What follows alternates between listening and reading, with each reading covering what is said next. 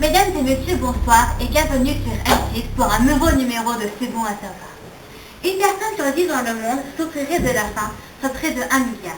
C'est ce que révèle Carlos Galian, expert en politique agricole.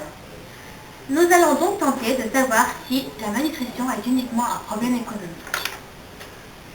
Pour cela, nous avons rencontré un journaliste spécialisé dans l'économie, ainsi qu'une infirmière, puis une mère de famille de 4 enfants.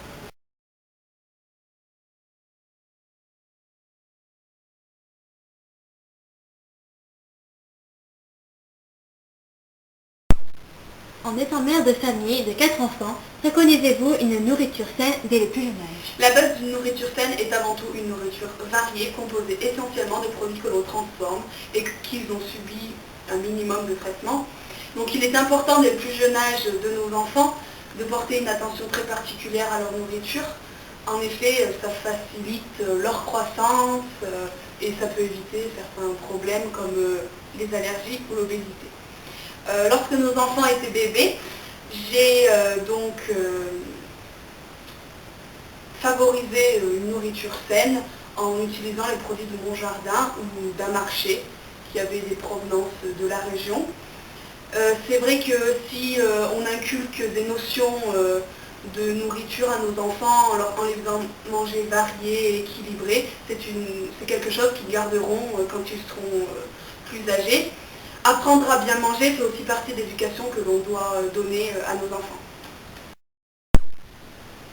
Pensez-vous que la crise économique et l'inflation a eu un impact sur la consommation? Il est certain qu'en période de crise, il faut faire très attention à notre budget, mais est-ce le seul poste à réduire? Je ne pense pas. Il faut en effet faire attention à ce que l'on consomme et à son prix. Néanmoins, manger des légumes de saison revient moins cher. Mais je pense que c'est dommage en période de crise de réduire notre budget alimentaire, car c'est quand même très important au développement d'une personne. Donc je pense qu'il y a probablement d'autres moyens pour diminuer les dépenses personnelles.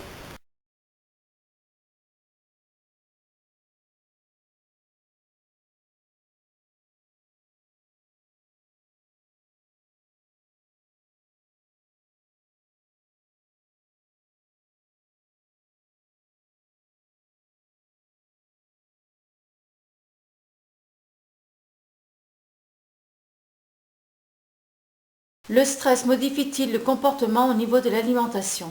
Oui, en effet, il y a une relation évidente entre notre alimentation et notre état d'âme. Sinon, pourquoi pourrait-on parler d'anorexie ou bien de boulimie? En effet, ces deux maladies sont étroitement liées et sont plutôt les conséquences de notre état psychologique, ce qui joue forcément sur notre alimentation. Après votre travail, constatez-vous une hausse des problèmes en raison de la malnutrition et de l'obésité? Oui, en effet, je constate qu'il y a de plus en plus de problèmes d'obésité, surtout chez les jeunes et de plus en plus chez les adultes. Ceci est d'une part dû à l'augmentation du monde moderne. Je peux dire cela en raison de la voiture qui facilite les déplacements, donc les gens ne font plus d'activités sportives.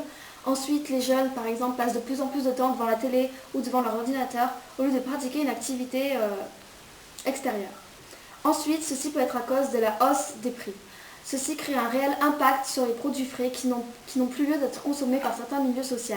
Les gens n'ont plus le luxe de s'offrir 5 fruits et légumes par jour. Paradoxalement, il y a aussi le fait que les femmes travaillent plus et n'ont pas le temps de préparer à manger. Ainsi, elles se retournent vers les produits tout prêts, les produits préparés qui sont en général moins bons. L'alimentation diffère-t-elle selon les différents milieux sociaux? Oui, l'alimentation diffère d'un milieu social à l'autre, c'est évident. Évidemment, la cuisine est une forme d'empreinte sociale. Les mets les plus fins sont utilisés, sont consommés par les catégories sociales les plus aisées, tandis que la cuisine simple, telle le riz, les pâtes, sont consommées par les catégories sociales à faible revenu. C'est ainsi que l'on peut dire que les produits frais sont très chers, d'où l'étroite relation entre la malbouffe entre guillemets et le niveau social.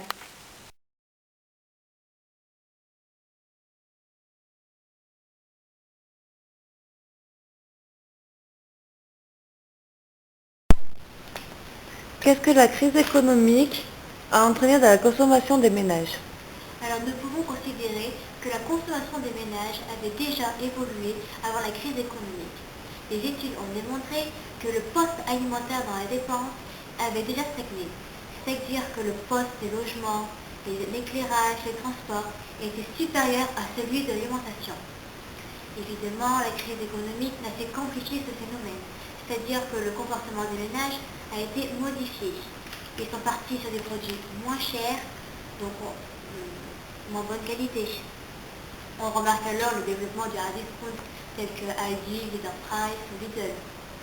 De plus, les gens avaient de moins en moins un pouvoir d'achat, donc ils ont consacré de moins en moins de parts dans leur consommation.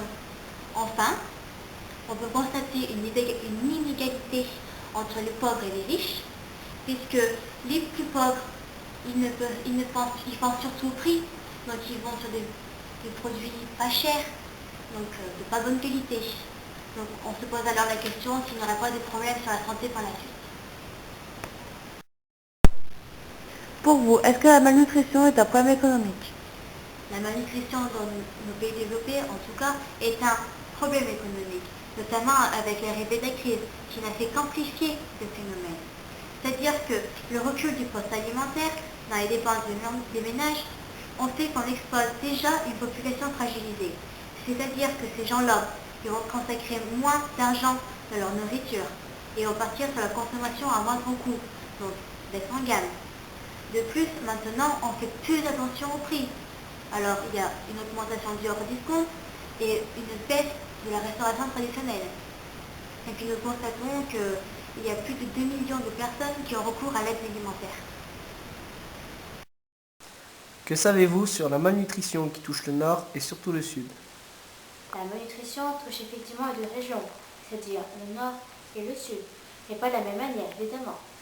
Au Nord, on constate, et notamment dans les pays anglo-saxons, tels que les États-Unis, un fort développement de l'obésité, à cause de la malbouffe, c'est-à-dire les fast-food, etc.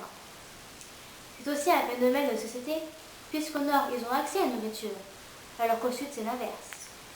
D'ailleurs, dans la région du Sud, on ne parle pas d'obésité, mais de famine. Le phénomène du Sud est lié à un tas de problèmes, dont celui économique. Il y a aussi le réchauffement climatique qui a entraîné une baisse de l'agriculture. Et donc, les personnes du Sud ne peuvent pas produire, ne serait pour leurs propres besoins. Il y a un problème économique, puisqu'ils ne peuvent pas payer le prix du marché mondial. Or, ce prix ne fait qu'augmenter. Ensuite, il y a un problème politique, car ces pays du Sud sont souvent soumis à des régimes totalitaires dont la production est sans doute captée par l'État pour les estimer à un autre pays pour leur propre profit. Il y a enfin le problème de l'aide alimentaire du Nord envers le Sud.